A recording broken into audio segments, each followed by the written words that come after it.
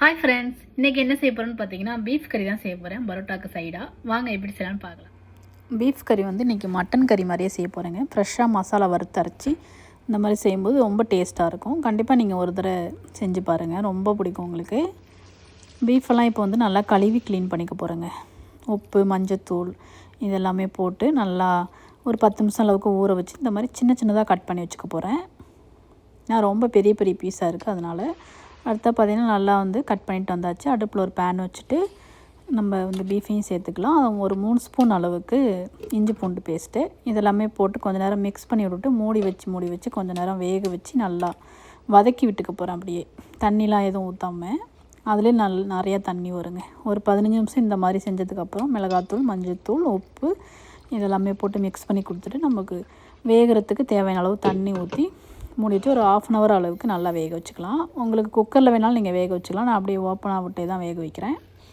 அடுத்தா பார்த்திங்கன்னா மசாலாவுக்கு வந்து மசாலா வறுத்து அரைக்கிறதுக்கு ஒரு 3 ஸ்பூன் அளவுக்கு தனியா, ஒரு 2 ஸ்பூன் சோம்பு, 2 ஸ்பூன் சீரகம், மிளகு ஒரு 2 ஸ்பூன், அப்புறம் கலருக்காக காஷ்மீரி மிளகாய் நல்லா வறுபட்டோன்னு பார்த்திங்கன்னா லாஸ்ட்டாக வந்து 1 ஸ்பூன் அளவுக்கு கசகசா இதெல்லாமே போட்டு வறுத்துட்டு நல்லா மிக்ஸி ஜாரில் போட்டு தண்ணி ஊற்றாமல் பொடி மாதிரி நல்லா அரைச்சிக்கலாம் நைஸாக.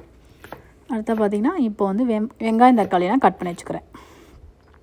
வெங்காயம், தக்காளி, பச்சை மிளகா இது எல்லாமே கட் பண்ணி வச்சுக்கலாம். அடுத்ததான் வந்து ஒரு பேன் வச்சுட்டு கொஞ்சமாக எண்ணெய் ஊற்றிக்கிறேன். அது வந்து தேங்காய் எண்ணெய் ஊற்றி இன்றைக்கி தாளிக்கிறேன், டேஸ்ட் நல்லாயிருக்கும். அப்புறம் தாளிக்கிறதுக்கு எல்லா ஸ்பைசஸும் போட்டிருக்கேன்.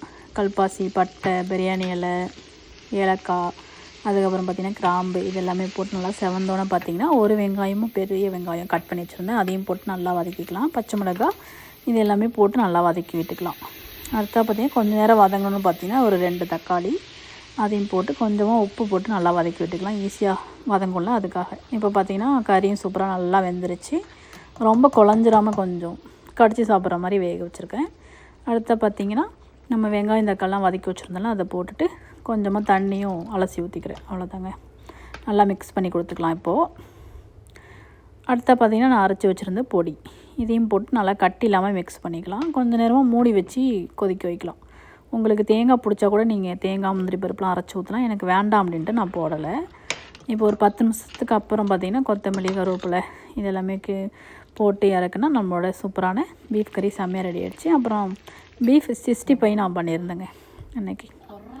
இவர் வேறு வந்து காமெடி பண்ணிகிட்டு இருந்தார். இப்போ வந்து நாங்கள் பரோட்டா சுட்டு சூப்பராக என்ஜாய் பண்ணி சாப்பிட போகிறோம். நீங்களும் ஒரு வாட்டி இது மாதிரி ட்ரை பண்ணி சாப்பிட்டு என்ஜாய் பண்ணுங்கள். தர்ஷன் எப்படி இருக்குது பரோட்டா பீஃபு? அடி போலி, சூப்பர்.